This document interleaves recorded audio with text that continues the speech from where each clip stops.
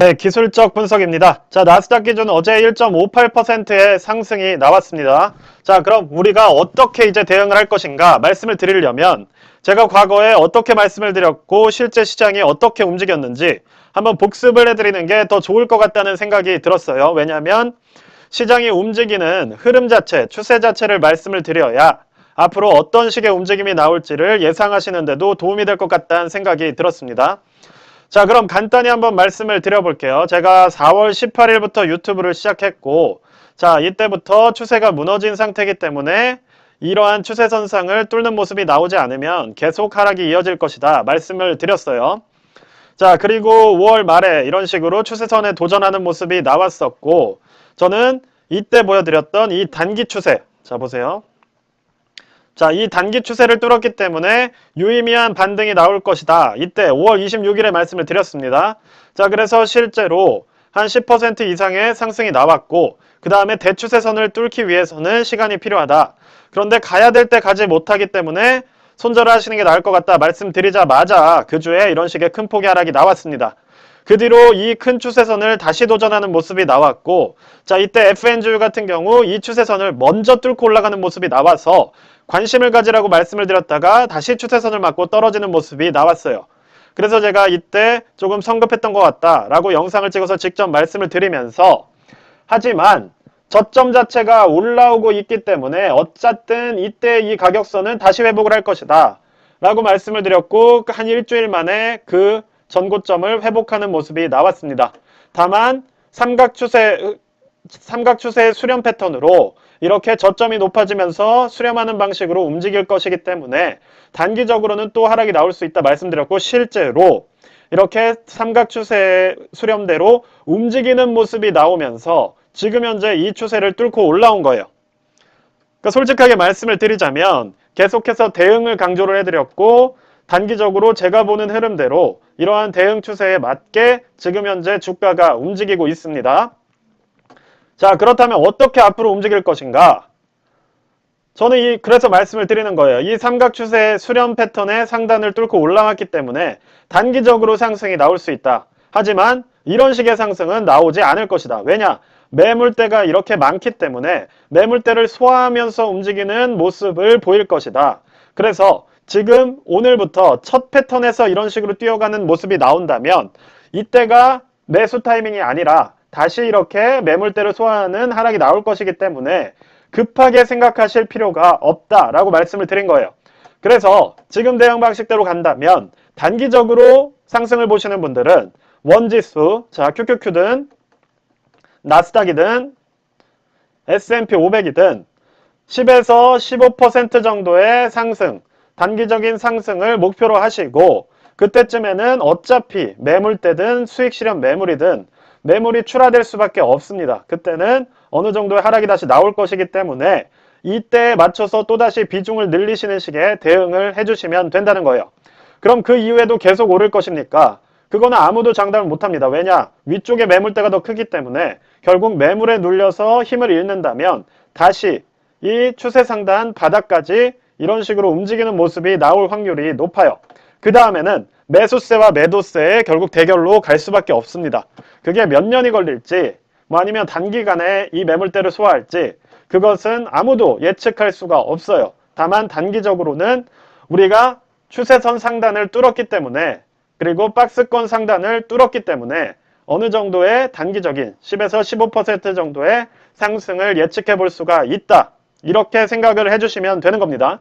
그리고 두 번째로 이제는 박스권 상단을 뚫고 올라왔기 때문에 손절 라인을 올리셔도 된다는 거예요. 어디까지? 박스권 상단 부분까지 손절 라인을 올리시고 대응을 해주시면 된다는 겁니다. 자, 오늘 분명 장 시작하면 단기적으로 빠질 수 있어요. 그래도 아마 이 박스권을 지키면서 움직일 가능성이 높습니다. 그렇기 때문에 비중을 늘리셔서 단기 상승을 노리실 분들은 오늘 초반에 살짝 빠지더라도 그때를 매수 타이밍으로 잡으셔서 들어가시는 것도 나쁘지 않다는 거예요. 다만 매도, 즉 손절 라인은 자동 주문으로 어느 정도 잡아두신 상태에서 이전보다 조금 끌어올리셔도 된다는 말씀을 드리는 겁니다. 자, 그래서 그런 식의 이제 투자를 해주시면 된다는 거예요. 자, S&P 500도 비슷합니다. 자, 흐름 비슷하기 때문에 반복해서 말씀드릴 필요는 없을 것 같고, 자, QQQ 역시도 비슷한 모습이에요. 자, 근데 제가 이제 투자를 하시는 분들한테 말씀을 드리고 싶은 거는 결국에는 영상은 남습니다. 제가 여러분께 찍어드린 영상은 다 남기 때문에 오늘같이 모든 이런 흐름을 복귀해 드릴 수가 있는 거예요. 제가 그때그때마다 소신있게 여러분께 말씀을 드렸고, 자, 이럴 때 CPI 발표되기 전이었죠. 자, 이럴 때 뭐라고 하셨어요, 다들? 아, 이제 떡락이다. 이제 CPI 뭐 9% 나오고 10% 나오면 어차피 떨어질 텐데 무슨 여기서 진폭이 주니 뭐 이런 얘기를 하느냐. 아니면 또 많은 분들이 여기서 제가 되게 중의적으로만 말씀을 드렸죠. 왜냐? 진폭이 줄어들고 있기 때문에 상승인지 하락인지 한 포지션을 정해드리기가 어려웠어요. 그래서 손절 라인 두 개 잡아두시고 수익 실현을 하실 분들, 짧게 하실 분들은 여기서 손절해드려라. 그리고 길게 보실 분들은 여기서 매수를 더 하셔라. 그리고 이걸 뚫게 되면 단기적인 상승이 예상이 된다. 이 에너지가 더 셀 것이기 때문에 단기적으로는 이렇게까지 말씀을 드렸었습니다. 근데 이 이상으로 저는 더 세밀하게 저희 구독자분들한테 전달을 드리기가 어려워요. 그리고 심지어 삼각 펜터까지 직접 보여드리면서 자, 이쪽을 뚫고 올라갈 때가 이제 단기적으로 상승이 나올 시기다. 그렇다면 이 상승 패턴 추세선상에서 비중을 늘리실 분들은 여기서 늘렸을 것이고 수익 실현을 하셨을 분들은 여기서 하셨을 거예요. 그래서 이 작은 진폭 안에서도 저는 제가 드릴 수 있는 정보값을 다 드렸습니다. 그렇기 때문에 단순히 원하는 답을 듣기 위해서 제 영상을 보시는 게 아니라 실제 시장이 어떻게 움직이는지 비교를 하시면서 보시라고 저는 계속 영상을 찍는 거예요. 듣고 싶으신 말은 얼마든지 해드릴 수 있습니다. 다만 저는 제가 그 영상이 남는 게 너무 부끄럽고 좀 창피하기 때문에 그런 식의 영상을 찍지 않는 거예요. 왜냐? 이때 올라간다고 영상 찍었는데 내려간 거는 팩트가 될 것이고 이때 올라간다고 영상 찍었는데 이렇게 떨어지면 저 스스로가 부끄럽기 때문에 여러분들께는 정말로 있는 그대로 말씀을 드리려고 계속 노력을 하는 겁니다. 그래서 여러분들의 판단과 다를 수 있죠. 다만 저는 제 소신껏 말씀을 드리고 있다는 것을 꼭 명심을 해주셨으면 좋겠어요. 자, 그래서 세배 레버리지도 한번 보겠습니다. 자, 실제로 지금 TQQQ 같은 경우 이렇게 박스권 상단에 안착을 했고, 자, FNGU 같은 경우도 지금 박스권에 도전하는 모습이에요. 아직 안착까지는 하지 못한 모습입니다. 그래도 오늘 같은 추세상으로라면 단기적으로 안착을 할 수 있다고 생각이 들어요. 자, 지금 보시는 것처럼 일단 1차적인 매물대가 이런 식으로 11달러 선에서 20% 정도, 그리고 6.78달러 선에서 30% 정도, 즉 매수세가 어느 정도 들어와 있고 11달러 선에서 매도세가 들어와 있기 때문에 보시는 것처럼 수익 실현 매물 그리고 저항 매물이 둘이 만나는 포인트가 생길 거라는 겁니다. 어디서? 10 후반에서 11 초반 가격대에서 한번 저항이 생길 것이기 때문에 그런 것들을 염두에 두시면서 투자를 하시라는 말씀이에요. 자, 불주 같은 경우도 지금 비슷하게 추세선 상단에 안착을 하는 모습이 나왔습니다. 그래서 자, SOXL도 어쨌든 1차적인 단기 추세를 뚫고 올라왔고 박스권 역시도 뚫고 올라온 모습이에요. 자, 그러면 이제 단기적으로 몇 퍼센트 정도의 상승을 노려야 되느냐?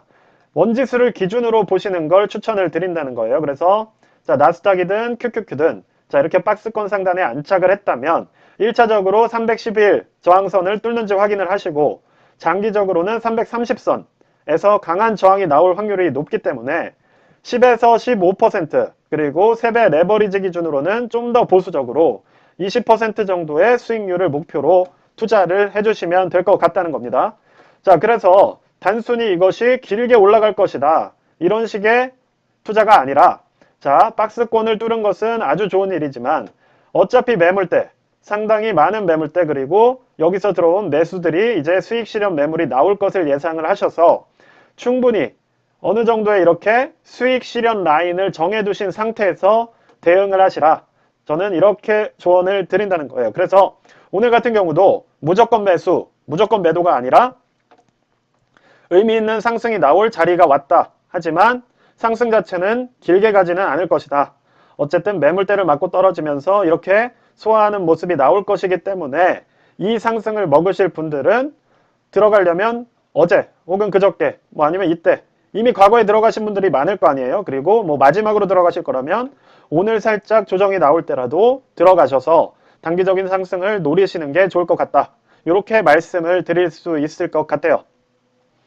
자, 그래서 마지막으로 투자의 책임은 결국 본인에게 있는 거지만 그렇다고 저같이 이제 유튜브를 통해 전달을 드리는 분들이 잘못된 정보를 드려서는 안 되겠죠. 그리고 어떠한 오를 것이다라는 확증 편향 아니면 내릴 것이다라는 확증 편향 그 듣기 좋은 말이라는 게 사실은 투자에 가장 도움이 안 되는 말이라는 걸 조금 알아주셨으면 좋겠어요. 제가 멤버십을 하는 것도 그리고 이 유튜브를 찍는 것도 결국에는 냉정하게 정말로 도움이 될 수 있는 그리고 실제 시장과 가장 근접한 말씀을 드리기 위해서 노력을 하고 있는 거기 때문에 꼭 그런 부분들 제가 드리는 어떤 제목에만 현혹되지 마시고 영상을 통해 드리는 모든 말들을 조금 귀담아 들으셔서 어떻게 대응할지 계획을 짜시고 대응하시면서 이번 시장을 대응을 해주시면 좋을 것 같습니다. 네, 오늘 영상은 여기까지만 마무리를 하겠고요. 영상이 도움이 되셨으면 구독과 좋아요 꼭 좀 부탁드립니다. 감사합니다.